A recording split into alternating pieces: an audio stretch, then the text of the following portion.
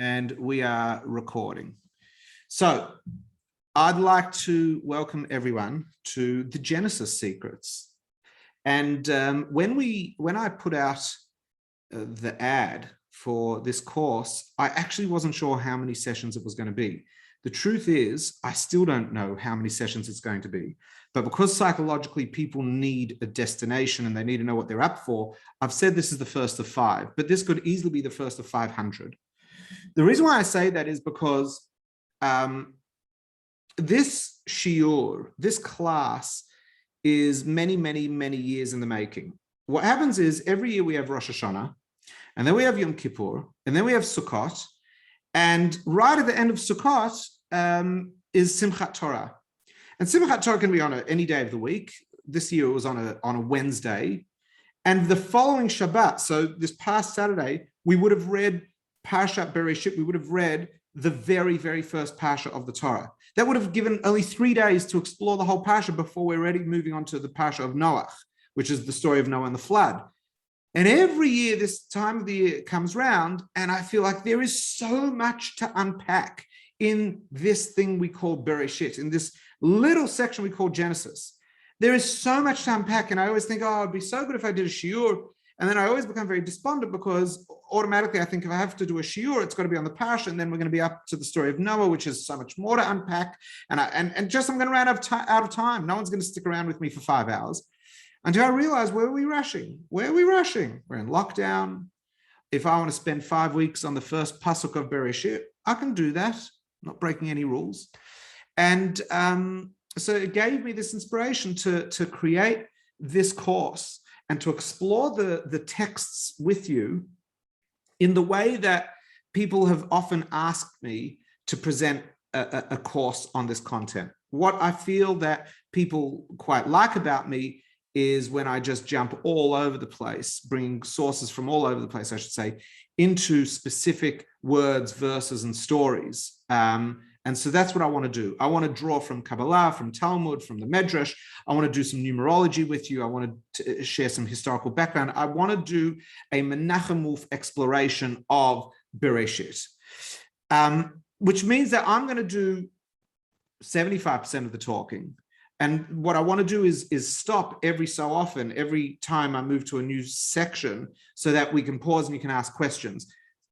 This is me downloading content to you, as opposed to when we would do other study groups where maybe I'd provide content and we could explore it together and allow you to learn, and I'm just there answering. This is more, I'm going to give you what's called social capital. By the end of each session, you should have so much content that every time you pick up the phone, or in a few weeks when you start getting together with people, or even if you start going for walks with people, you are going to be able to tell people, oh, I've got something fascinating to share with you. That's what I want to give you. So much stuff that you just, so much interesting stuff that you just want to share it with others, because it's bringing a lot of meaning to you, and you hope that will bring meaning to others. So where do we start? Where do we start? So I put out in the email that I sent on Friday, I put out a whole lot of questions, and I'm telling you now, just so that nobody accuses me of falsely advertising, it is impossible to get through all those questions in one session. However, what I am going to do is work through some of those, all of those questions, as well as many other questions, whether directly or indirectly, over the course of the next 5 weeks, beginning tonight. So if you just permit me, I'm going to open some notes.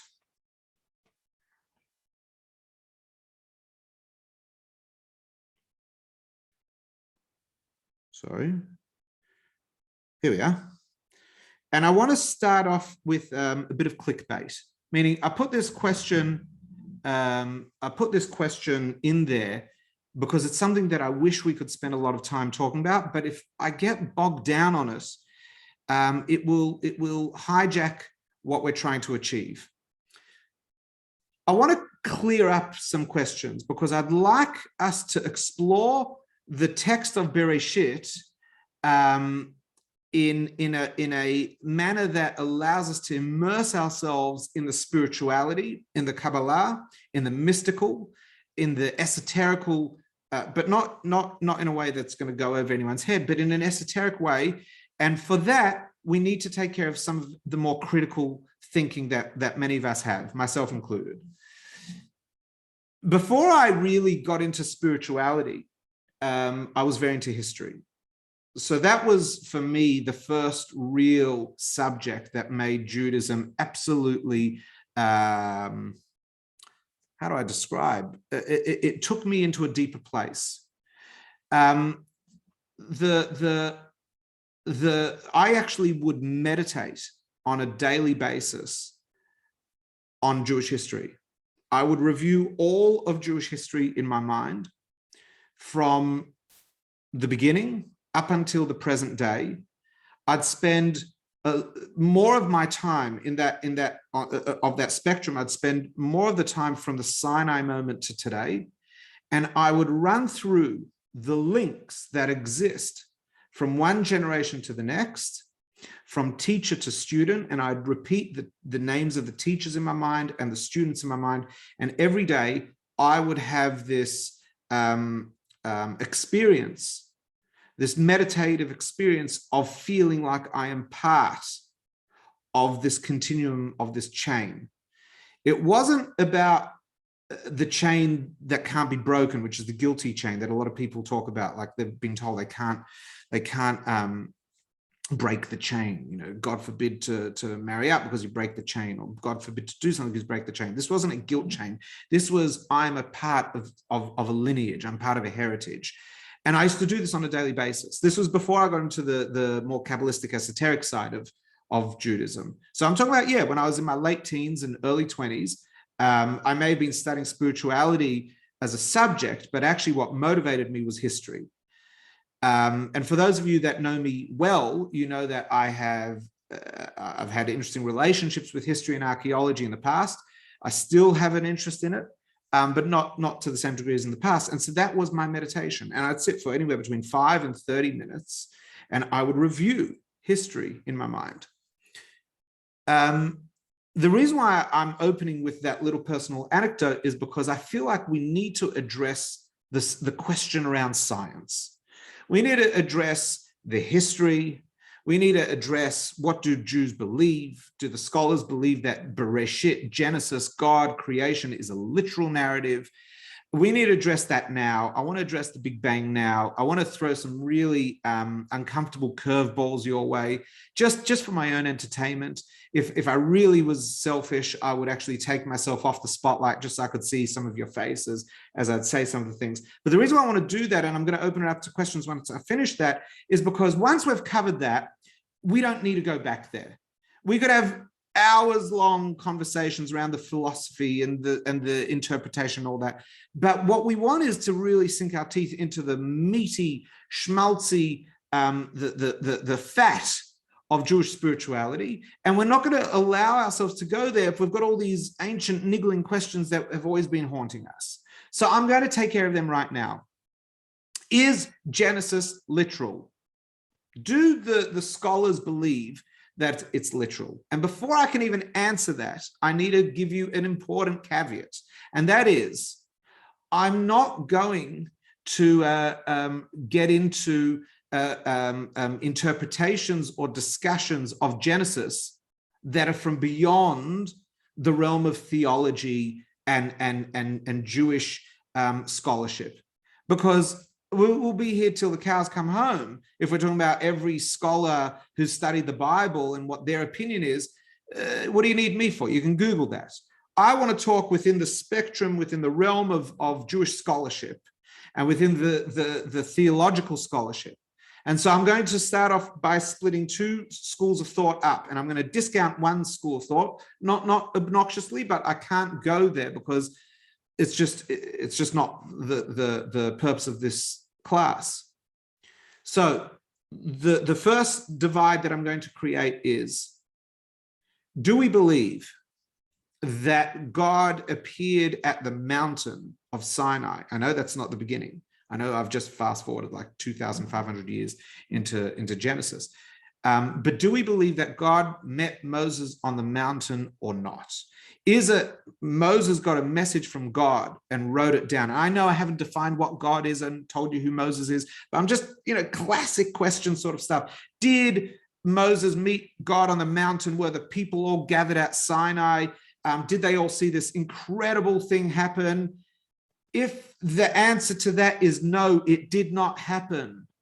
It didn't happen. The whole thing is just really a whole lot of smart people who wrote something down. They were divinely inspired. If that is the theological premise that you hold dear, just park it, because that's not where I am. I'm at the place where, yes, it happened. You want to have a historical narrative about it, you want to have a historical conversation about it, no worries. I'll be happy to entertain you, but not tonight, not this course.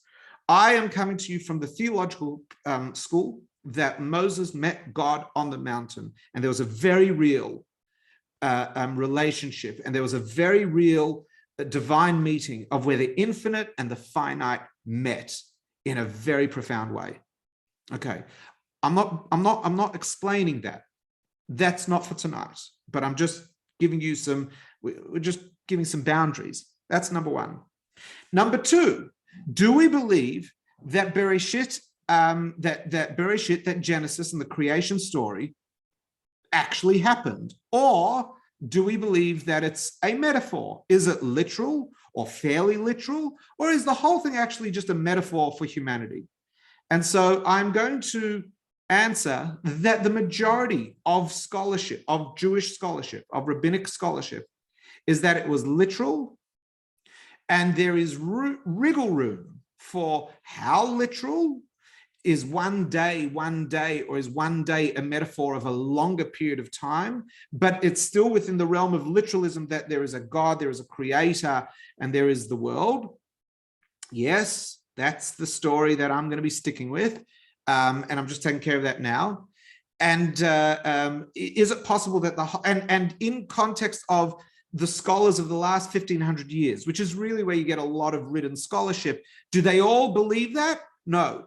They are on a spectrum of belief, and some take it literally that it's 7 days of creation, and others have other mathematical sequences of whether it's 7,000 years or 70,000 years, etc. But ultimately, there is a creative process, which brings us to the next question. See, I'm just knocking all these off because you didn't come for this. I have a feeling that you've come for something much more profound. The last question that I need to take care of was creation the Big Bang? Was creation the Big Bang? And the answer is, well, maybe it was the Big Bang. Maybe the Big Bang fits into a Genesis narrative. Maybe it doesn't. There was a beginning point, but with absolute humility, and the reason why I don't want to tackle a lot of those questions much further is because they're very historical, philosophical questions, and which go beyond what I want to explore in context of the spirituality. But the other is that I'm not a scientist, and I don't want to be one of those rabbis that tells you what science says. I will share what science says based on my learning and my study, where it fits into to my speciality. I'm not a physicist, I'm not an astrophysicist, I'm not a theoretical physicist, I'm not a theoretical mathematician. I happen to like a lot of those subjects, but I'm not a master of any of them. But there is one thing that that scientists will quite willingly share, and that is that the Big Bang is a theory. It's a strong theory. It's a theory that allows many, many things to slot neatly into place. Not only is it a theory, but there is no answer, and therefore there is no need to ask the question of what was prior to the Big Bang. And the reason for that is because it is not observable. Science has only been able to go as far as to say that theoretically it can observe up until the point of the Big Bang. It can work that out. Science doesn't explore that which can't be observed or measured. So in truth, science doesn't have an issue with God. It's just that God doesn't fit into scientific research because God is the infinite. And the infinite, meaning it is infinite, cannot be measured. And therefore, science is not going to waste its time trying to explore God. Just as science does not yet spend time exploring prior to the Big Bang. It begins the exploration at the earliest, most measurable point. And therefore, religion and science need not conflict with each other, just allow them each to go to their corner and play with their toys and to explore. And when they're older and more mature, maybe they can come into the middle ground and work together. But until then, and that already does happen, but until then, let's allow those two very real studies to exist in their own paradigms. So when we talk about prior to existence in our shiurim over the next 5 weeks, we're not going into the scientific exploration, we're going to the mystical exploration, okay? So in context of the different rabbinic schools of thought as to how literal, you will find that very often the literalism and the understanding of literalism will be based on the level of rationality versus spirituality in context of the exploration of Genesis. How rational an approach that someone, the school of thought wants to go, that it needs to be explained with a more scientific gloss, or whether it can just be and it can boggle the mind, but let's allow it to boggle the mind and transcend. I, of course, am going to take you down that path. Not to challenge anything, but I want to give you a taste of something else. So I've taken care of a lot of those philosophical, historical questions. It would be very, very, I think it would be a little dishonest of me if I just plunged into now what I really want us to learn.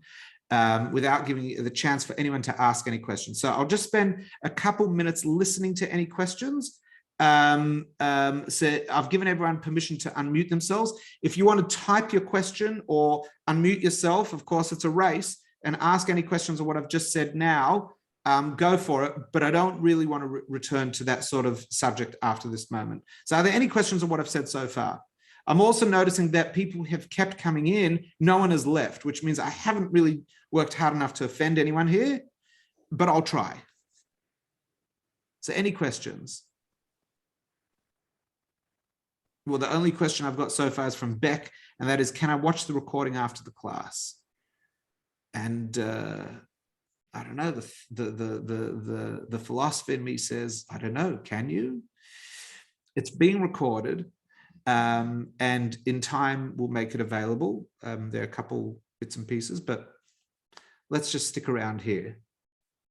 So if there are no questions, do I want to say something about the Earth? Rochelle's asking, do I want to say something about the age of the Earth and science? Okay, Rochelle, I appreciate you asking me that question. The answer is yes.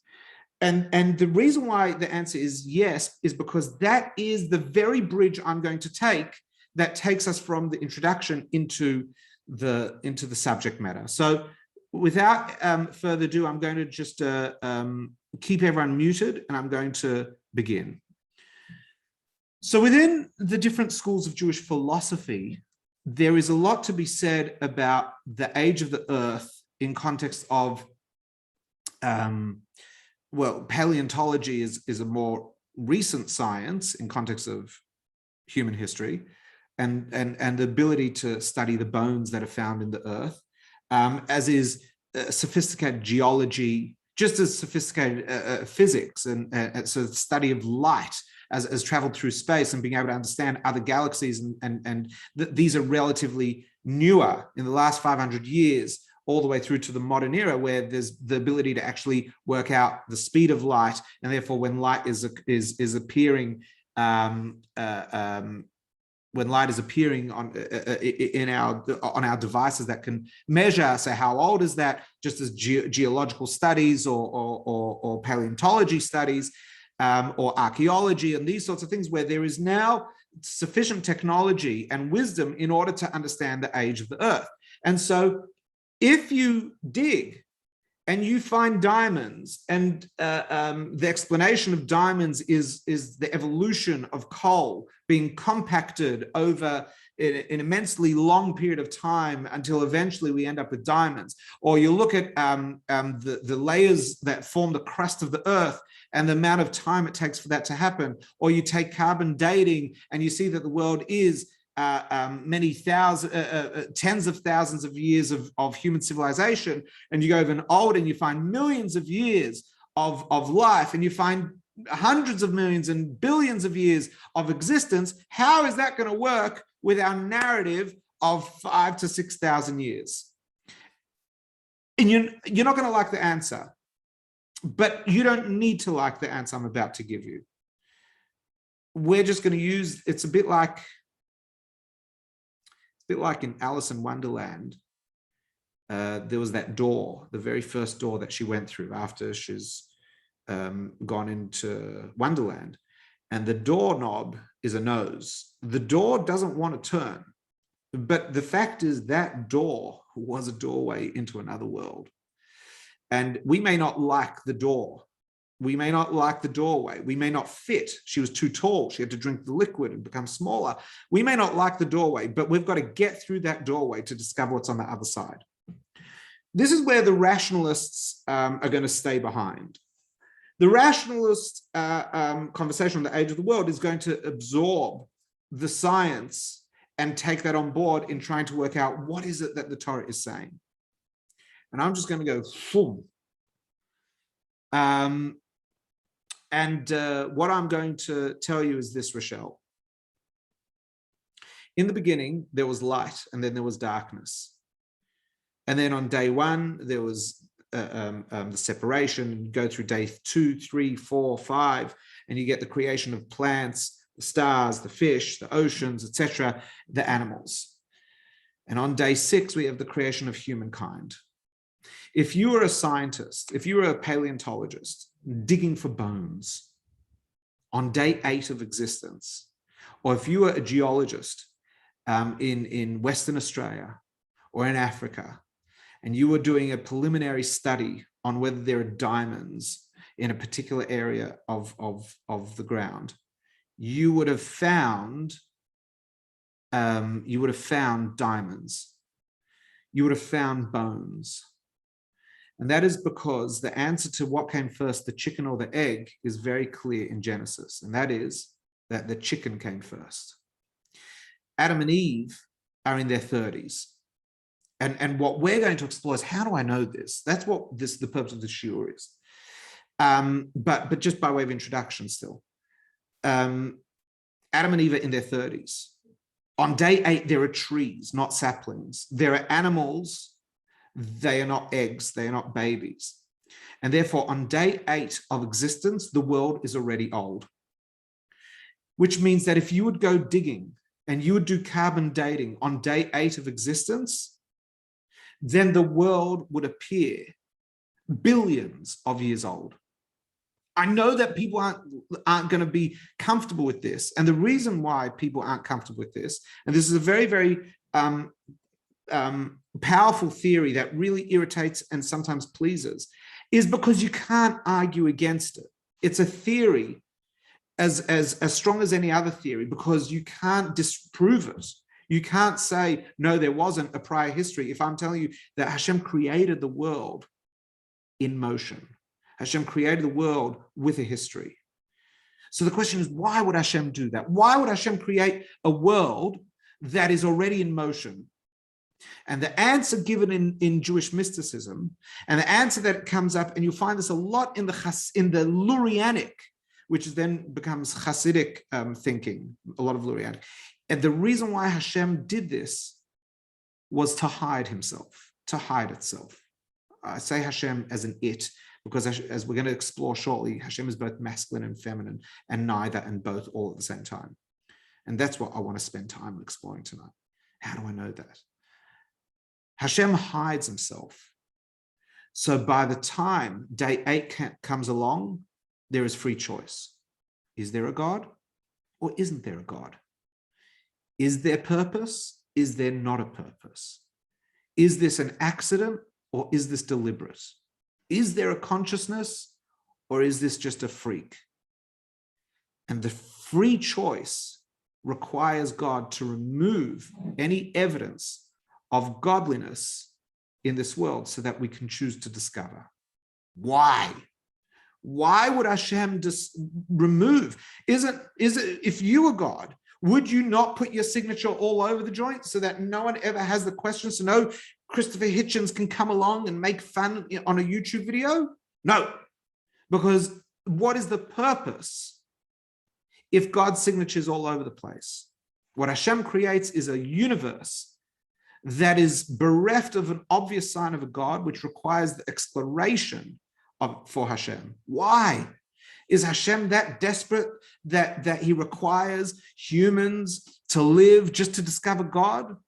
And that is what this series is about. No, Hashem does not need us to discover Hashem. We are Hashem, discovering Hashem. And that's what we're now going to unpack for the next 5 weeks. So if you're feeling a little bit not confused, but not clear, perfect, it's right where I want you, because now we can tackle this. And I'm going to tackle it with you. That is the purpose of this series, is how do we discover the Hashemness within us, around us, beyond us, through the text. And you'll see it's not that we're going to reject science. We're just going to start thinking in a very different way. Now I've finished all my introduction. I'm now going to begin. Are you ready?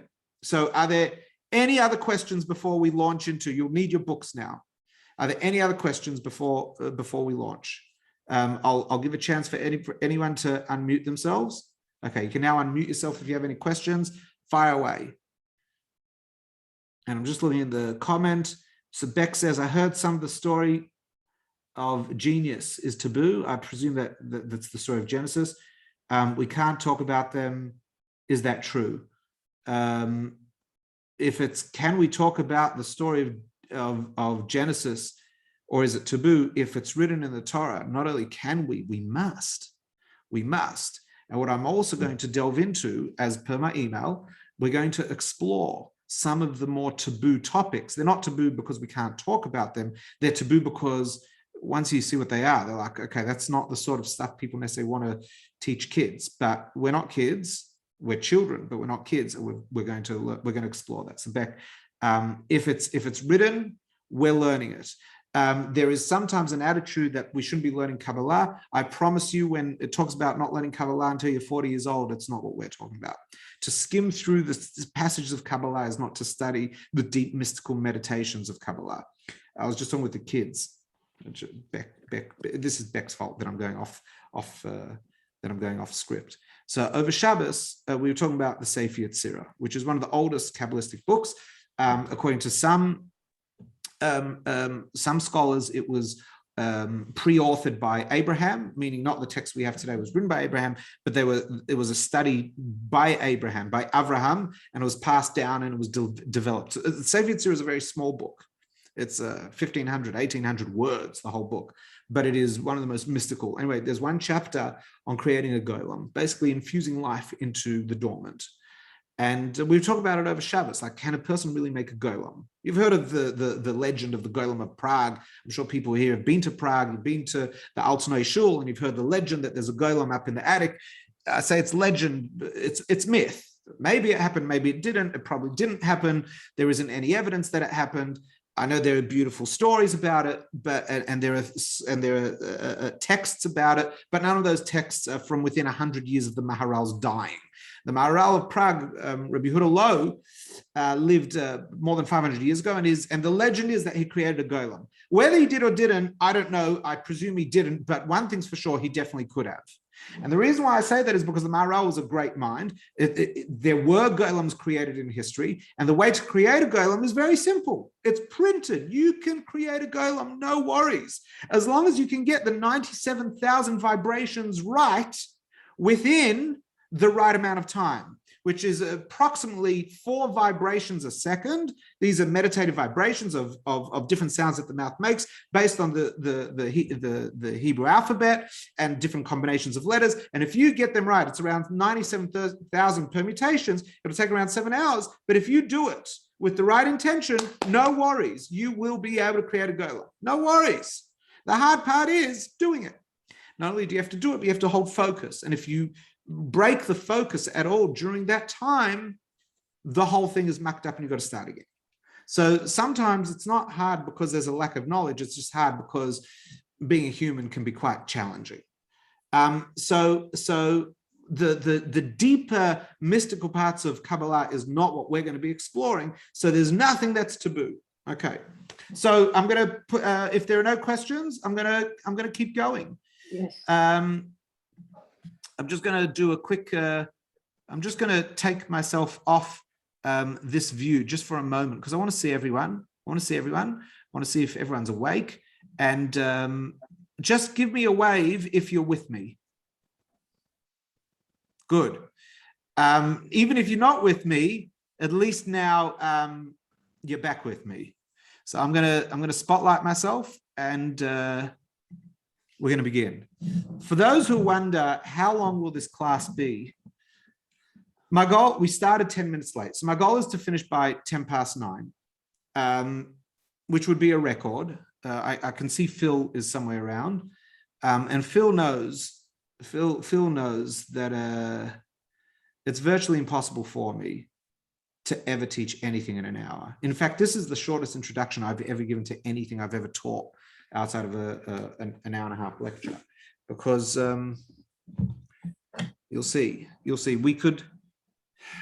So the Zohar, you've heard of the Zohar. The Zohar is one of the main pieces of Kabbalah, authored by Rabbi Shimon Bar Yochai 1800 years ago. And it was put into print 700 years ago. These are some of the most mystical writings in Judaism, and it's massive. It's massive. And then there's a part of the Zohar called the Tikkunei Zohar, and the Tikkunei Zohar, the edition I have at home, is 3 volumes, each of which is, I don't know, between 400 and 500 pages a volume. The Tikkunei Zohar you could divide into 70 chapters. The Tikkunei Zohar is a whole section of Jewish mysticism from that Zoharic period, from the Zohar, from Rabbi Shimon Bar Yochai and his students, as in his direct students. And all that those 3 volumes cover in 70 chapters are the words Bereshit bara E-lohim et hashamayim ve'et haaretz. In the beginning, Hashem created the heaven and earth. 1,500 pages of scholarly mysticism, no commentary, no Rashi, and just jumping straight into the mystical. And it does not go beyond the first verse. So there is, if that's what the Rashbi could do, and then we're taking all of this other knowledge, I'm going jumping. We probably, if we really wanted to, could spend 5 sessions just on the first letter of Bereshit, and we'd be blowing our minds and not getting anywhere and going everywhere. But if there's one thing my father taught me, well, my father's taught me many things. The one thing that comes to mind particularly right now is don't take too long on one item. You'll like it, but people need to keep moving. They need a sense of progress. So I'm going to progress. I'd like to cover over these 5 weeks most of the parasha of Bereshit, but not verse by verse. I want to jump around. So the first, okay, here we go. The first thing I want you to do is, if you've got a Chumash in front of you, or you've got the Sefaria link, I'll put it back in the chat box, just so if you haven't got it open, here it is. So we're looking at the very first verse of Bereshit. In fact, I am going to share my screen for a moment, just so that we can read together. Okay. You can all see my screen. Who have I got here? I've got who can, where's Michael? Laurie, you can see what's on my screen, right? Just give me a wave. Laurie, wave if you can see what's on my screen. Okay, good. Okay. So we've got here, Bereshit bara Elokim. In the beginning, God created et hashamayim ve'et haaretz, the heaven and the earth. Yes, I've got a different translation to what Sefaria has, where Sefaria is using different commentaries in how they're translating it. Don't worry about it. I'm not even going to go beyond this. I want to start with this word here. This word here, Elohim. Elohim. I'm going to see if I can expand it. There we are. Elohim. That is God. I just want you to do this with me so I can take this off the shared screen. The letter Allef numerically is the number 1. The letter Lamed is numerically the number 30. The letter Hey is numerically the number 5. So that's 1 plus 30 plus 5 is 36. The letter Yud is the number 10. And the letter Mem is the number 40. So that's 36 plus 10 is 46. Plus 40 is 86. So the numerical value of that word, in the beginning, God created. The English translation is God. The Hebrew word is Elohim. You can hold on to that number 36. I'm going to stop my sharing and I'm going to talk to you. You can do some maths with me if you want. And here we go. The Hebrew word for nature, if I want to make nature into a proper noun, it'd be hateva. Hateva, the nature, the natural order. The numerical value of Hey is 5. Tet is 9. Vet is 2. Ayin is 70. Add those numbers together and you get the number 86. In the beginning, Elohim created the heaven and earth. What is Elohim? Elohim is the evolution of nature itself. What does Jewish mysticism define as nature? Is time, space, soul. So space being direction, north, south, east, west, forward, backwards, or up, down, right, left, forwards, backwards. That's space. All of matter is space. It takes up space. It has a dimension. It has an up, down, right, left, forward, backwards, whether it's 1-dimensional, 2-dimensional, 3-dimensional, 4-dimensional. It is a form of space. Time is not just past, present, and future, but it is change. Time is a rate of change. You're a second older. There's something to measure. So time and space, and then soul is existence. It exists. It has an energy that is making it exist. Everything has a soul. A concept has a soul. It exists in concept. There is an energy that makes it exist. Knowledge exists. Objects exist. Words exist. As sound waves, as light exists. Concepts exist. They have structure, not the same structure as a stone, but a structure nevertheless. And that structure is enlivened. There is an energy. There is a sustenance, something making it exist. If you ever want an acronym to remind you of what is nature in Judaism, it's Oshon. Oshon means smoke, but it also means Olam Shona Nefesh, world, year, soul, space, time, energy. So in the beginning, there is nature. Nature is, as I just said, time, space, and existence. Elohim is one of the names of Hashem. Now, if you want, you can type in the little comment box. What are other names of Hashem that you know of? Because there are many names of God.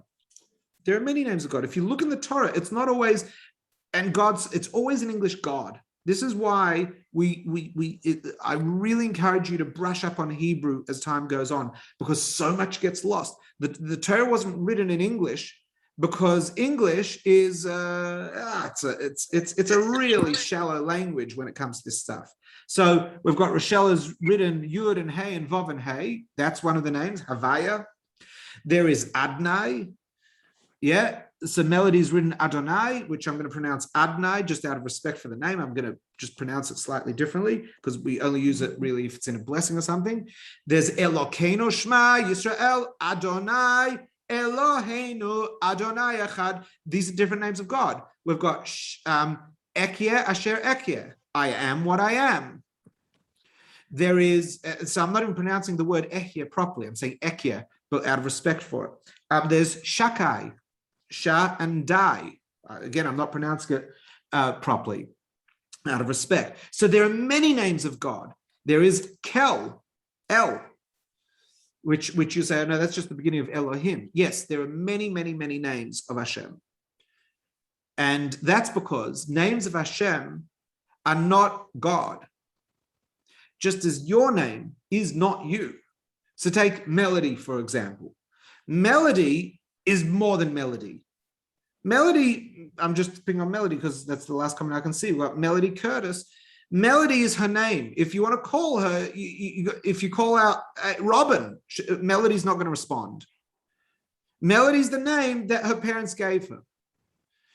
I don't know if you know other melodies, and you might build associations. Oh, Melody, I know a Melody. She's a bit like this and that. I don't know, you'll project those sorts of melodyisms on Melody. But there are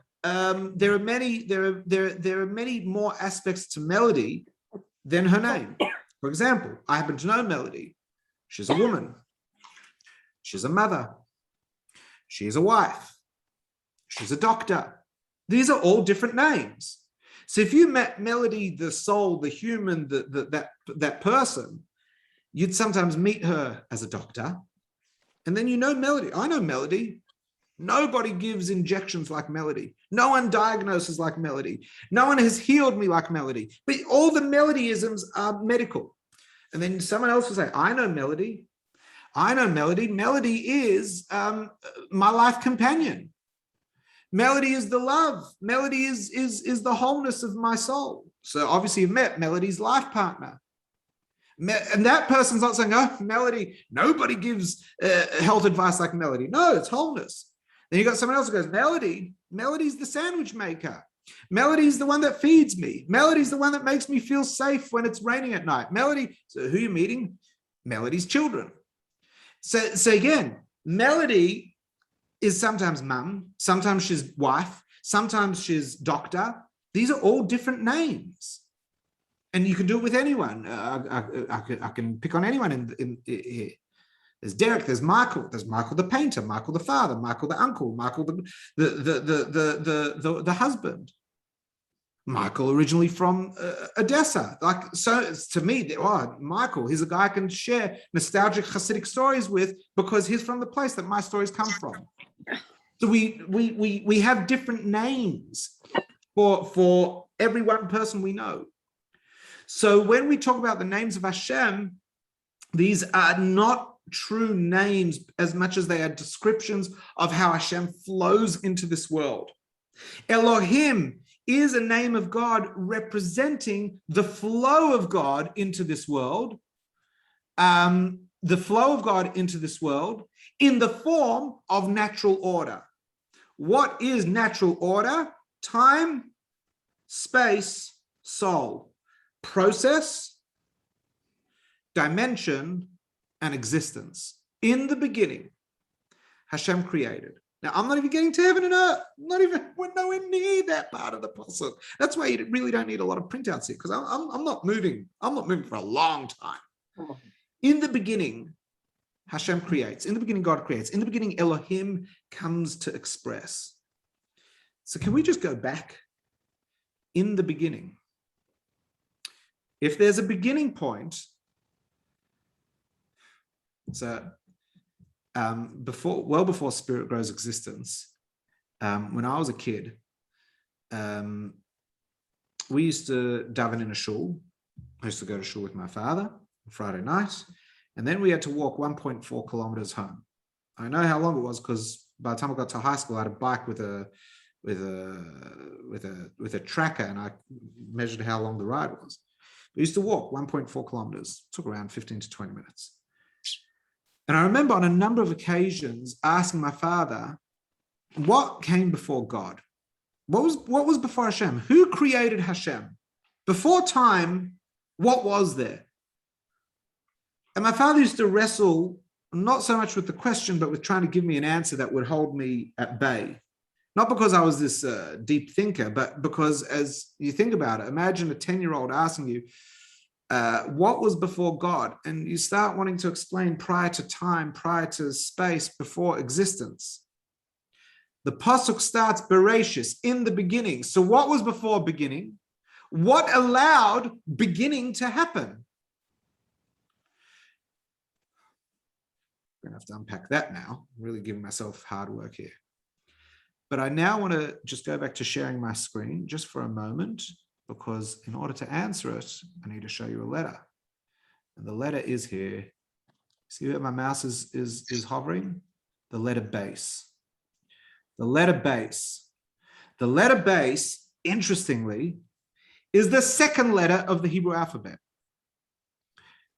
I just realized I haven't stopped for any questions. I'm going to stop in a moment. I'm going to finish this point, then I'm going to stop for questions, and then I'm going to continue this point. Bereshit is the second letter of the Hebrew alphabet. You see that? The letter before is Allef. This is a letter Allef. Okay? If you were writing a Torah, if you were creating the world and you wanted to write about it, would you start with the letter A or the letter B? Would you start with the letter Allef or the letter base? If you really want to be tidy, you start with the number 1. The letter Allef is the number 1. In the beginning, there is 1. I'm going to start my book with the letter A, with the letter Allef. But instead, the Torah starts with the letter base, which means that there's a whole other thing going on, because before 2, there is 1. And in the Torah, before there is 2, before the letter base, there is just empty parchment. And I'm going to ask you a question, and then I'm going to pause so that you can ask me questions. When you read something, what are you reading? Are you reading the black ink, or are you reading the white space? Are you reading black ink? So you're looking at this word Bereshit, you're looking at the word earth. Are you reading it because you've got the letter E, or do you recognize the letter E because it's got all this space around it that allows you to see the letter E? Before you have the ink of the Torah, of the word Bereshit, you have the plain white, which you go, oh, there's nothing written there. Not only is there nothing written there, there is the potential for everything to be written there. The white before the letter bet is the infinite potential. What are you going to write? Before you write, there is the infinite. Before there is the potential. Before that potential can go anywhere, but potential is already something that can go somewhere. So you can't start the Torah with the letter Allef, which is 1, because that would confuse. Because prior to the letter bet, there was 1. There was the infinite 1. There was the 1 in the non-expressed. I've got to pause here, but I do need to pause just to don't ask me any questions about what I've just said about the letter bet. If you have any questions on what I've said about the letter Allef, if you've got any questions, you can unmute yourself now. You can ask me, or you can write it. Are there any questions? Are there any questions that need answering here on what I've said so far about the letter bet and just E-lohim and the names and all that? Anything? No, we've got a few hands up, but if you want to ask, you got to unmute yourself. Okay, so I'm going to keep going. All right, just give me a wave if you want me to keep going. All right, I'm going. I'm rolling. So I want to go back to my shared screen. Here we are, the letter bet. And prior to the letter bet, we said is the plain white. I want to do a bit more numerology with you. This is the letter Allef. You see that? If you're looking in a Chumash, or here, the letter Allef, the third letter of the Hebrew word Bereshit. The letter Allef, number 1. The letter Allef is the number 1. It is the A of the Hebrew alphabet. Just for your information, Hebrew letters are letters, numbers, words, and hieroglyphs. So bet is a word. Allef is a word. Allef is the number 1. Allef is the letter Allef. It makes a sound. This is the letter Shin. Shh. It is the number 300. That is the letter bet. It makes a sound. B. It is the number 2. That is the letter Resh. That is the number 200. It has a sound like an R. So these all are sounds. They are all letters.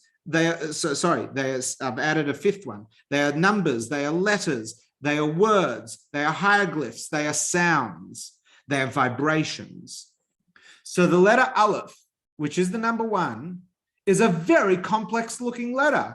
If you wanted something to be a number 1, you'd probably choose this. That's the letter Yud, by the way. See that where my mouse is over here? That tiny dot, that's the smallest of all the letters. That's a nice number 1. It's a spark. It's a beginning point. I know in English we've got the number 1. It's a bit like the letter Vav. That's the 6th letter of the Hebrew alphabet, but that already represents channeling, drawing something from a letter Yud down. That's what the number 1 is, bring it down. If I was doing number 1, I would choose Yud. I would personally start the Torah with the letter Yud. It's great. It represents the potential. But I want to talk, I'll tell you in a second why not. I want to talk about this letter. You'll notice there's a little Yud here, there's a little Yud there, and then there is a diagonal. That diagonal is like a Vav. Here's a Vav. See there? Where my mouse is, that's a Vav. So the letter Allef is made up of 3 letters, Yud, Yud, and Vav. The numerical value of Yud is 10. 2 times 10 is 20. The numerical value of Vav is 6. 2 times 10 is 20 plus 6 is 26. The Hebrew, the most powerful name of Hashem's expression is the name of creation itself, which is Yud and Hey and Vav and Hey, Havaya. Yud and Hey and Vav and Hey spell 3 words if you rearrange the letters. Haya, which means past, Heve, which means present, and Yeh, Yehei. Yud Hey, Yud means will be. It is past, present, and future all rolled in one. It is the letter Yud over here. It is the letter Hey. It is the letter Vav. And is the letter Hey. And it does not appear in the Torah until much later on. You will not find it in the parasha here. And that's because there is no expression of this form of revelation. I'm not going into that why now. I just want to stay here. So the numerical value of the letter Allef, when I dissect it, is 26, which is the numerical value of God's powerful name, Havaya, Adonai, which is YHVH and all that. I just can't pronounce it because we're not allowed to. The Hebrew word Allef means general or superior or great one, of which there is nothing greater. The Allef is the great beginning. It is 26. The Torah can't begin with that revelation because that is just full-on exposure. The goal is to get to the letter Allef, to get to that state of creative revelation. We have to start the Torah with bet. Now look at this shape. It is shaped, the Hebrew word bet means house, like bayit, bet is house, and it's shaped like a house. There is a floor, there is a wall, and there is a roof. And then there is an entranceway over here. The letter bet, I'm going to take this off. I'm going to stop the share so you can see my face and you can really see me getting excited. The letter bet is the house. The letter bet is the number 2. In the beginning, Hashem created the possibility of 2, an other, a second, a sense of separateness. That's what Hashem created. Before humanity, before consciousness, the potential for there to be 2. Now, that's not to say that Hashem stopped to be and then created space for number 2, but rather created within the infinite self the potential for another existence to exist, the manifestation of the infinite into some sort of other that would realize that it's part of the infinite, but it would have a sense of independence, the possibility for awareness in a sense of separateness. And the reason for that is to create a bet, to create a house. You see, a house or a home is not just 4 walls and a door. I'm sure many of you have been in houses that felt very, very cold, not because the heating wasn't working, but it felt empty of soul. It wasn't a home. You go into these beautiful houses that aren't necessarily homes. You go into big, beautiful houses that are homes. You can go into shacks that are homes. You can go into shacks that are empty sheds, and you go to big mansions that are empty sheds. It's not just what it's made of. It's also what's going on inside. The soul of a home, right? I'm sure many of you want to have created and continue to create a home. And therefore there is the letter bet. Hashem creates the walls, Bara Elokim et Hashemayim v'Haaretz v'Haaretz ha'aseh tov v'vohu v'cheshach al pnei tohem, and the creation and everything. Hashem creates so that there could be a humankind that brings the soul into the bet, that brings the soul into the home.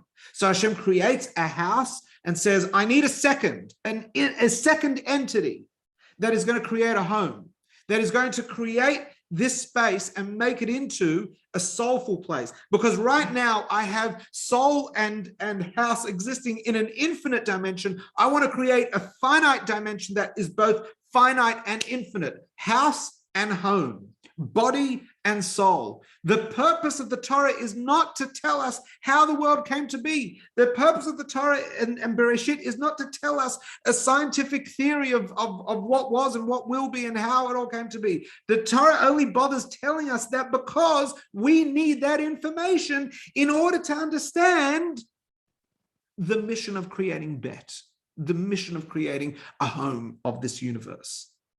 The whole Torah is only as much revelation of the infinite wisdom, enough that is required for us to create a home. And boy, is there a lot in there, because we create a home through physical activity, through do's and don'ts. We create it through the story and the narrative. We create it through the festivals and the traditions. We create it through the mysticism and the meditation. These are all different elements, and therefore the Torah encodes everything into this one book. From creation to now, everything we need to know, just go and dissect it and take it apart and use the human mind. Why? Not for tonight. Not for tonight. You're not going to get me on that. But we're going to dissect it in order to be able to make the house into a home. So Hashem creates a dual, the possibility for a house, the possibility for a dual, for a physical spiritual reality, for an up and down. And let's finish that very first pasuk. Let's finish that pasuk. Where's my share button gone? Let me just shrink. In the beginning, Hashem created et hashemayim, the heavens, ve'et haaretz, and the earth. The heaven and the earth, not the sky and the ground, the heaven and the earth. And there is so much to unpack in that, in the heaven and the earth. And we're not going to unpack that right now because I want to leave it abstract so that you realize how much there is going to be in the unpacking and in the creative process. In what Bereshit is. Bereshit is the merger of heaven and earth. It is, but Bereshit is also the possibility for there to be a heaven that sits separate from the earth. Right? This is what I'm learning from the letter Bet. There's so much we need to take out of the letter Bet. And already, and that's why it's not E-lohim. If you were writing the Torah, by the way, you'd probably say Elohim bara Bereshit. Hashem created in the beginning. But notice that Hashem's name comes third. It's third. You know why? You know why? Come on, someone tell me, why is Hashem third in the pasuk? Come on. Speculate, be comfortable to speculate with me. Why is it not God created the heavens and the earth, but rather in the beginning created God? In the beginning created the natural order. Go on, give it to me. Give it to me. Why is God's name third? Why is Elohim the natural, the source of natural order, the source of all creation, the third? So Beck says he's modest. So beautiful, beautiful. There's a lot of that sort of commentary, but I want something a bit more spiritual. We'll save all the human development learnings for next week and the week after. Why? Stay with me. He is the go. What does that mean? Elias, give me a bit more. Oh, sorry. I might need to let you unmute. He is the goal. Okay, interesting. So it's the goal is to discover. Interesting. All right. First, Hashem created the beginning. Rochelle. That's quite a bullseye. First, Hashem created the beginning and then manifest into Elohim. Is there anyone else that wants to give me anything else? It's not the purpose of creation. The purpose of creation is finite world. That's why. So I'm going to just follow on from where Rochelle has landed us, and that is because Elohim is not the creator. We do not seem to have any clarity here as to what the name of the creator is. We only have the product. Now, that is pretty cool. I'll tell you why it's cool for a few reasons. That we only have the product and process, but not the origin. In the beginning, Hashem created. Okay, in English, that sounds fine. I've got a source. But if you look at the words, it's not Hashem created in the beginning, or Hashem in the beginning created. We don't know what was. We are starting with the letter Bet because we have not been given the letter Allef. We do not have the 26. We do not have the name of God. We don't know what creation is. We don't know what God is. We don't know what the infinite is. And the truth is, we'll never know what the infinite is, but we're going to try to scratch some of the surface, right? We're going to try to scratch it. Ask a question? And we're going to do that over the remaining 4 weeks. But we're starting with the white parchment. The color white and the color black are both very interesting because black is all color and white is all color, right? So Michael, who might be our resident scholar in colors, could tell you that if you mix a whole lot of colors together, you're going to end up with the color black. And if there's another Michael who's on our call, if you'd ask him, he'd go from a physics point of view, white is all color before it's been separated. So we've got the ink on the parchment is black and the parchment itself is white. We have white, which is unrefracted, non-indivisible light, non-divided light. That is the white. That is what exists before Bereshit. And then Bereshit is all the color mixed together, and we'll take it apart. But it's mixed together, not in the same way as before it's been dissected. It's a different form of color.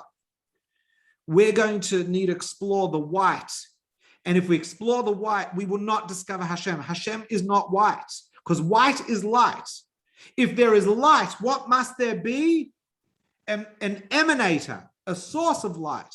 And we'll never get to know the source of light. But when you look at a colorful, look at your walls, look at your desk in front of you, look at the color of your couch that you're sitting on, it's colorful. If it's colorful, it's telling you there's light. Okay, so forget the couch, let me look for the light. So you find the light, you find the waves, you find the particles, and you go, but where does the light come from? I don't mean the light bulb, I don't mean the sun, I don't mean the stars. Where does the emanation of light come from? That I can study. I'll study the process. That's what Kabbalah is. Kabbalah is not the study of the world. It is the study of the light that illuminates the world. But I want to go before that. You got to leave the Torah for that. You got to leave the Torah. It's beyond the white. You got to see past the white parchment. If you thought the black, I can read, I've got black letters. No, I'll say, but the black letters are nothing without the white contrast behind it. And white is more profound mix of colors than black is. You go, Menachem, that's very good. It's very deep. I say, by the way, white is color emanating from a source. So it's not before Bereshit there was white. Before Bereshit there was one. Before one, I'm going to finish with this. Get ready for it. Before one, there was, you'll say zero, but zero is an English word. What is the Hebrew word for zero?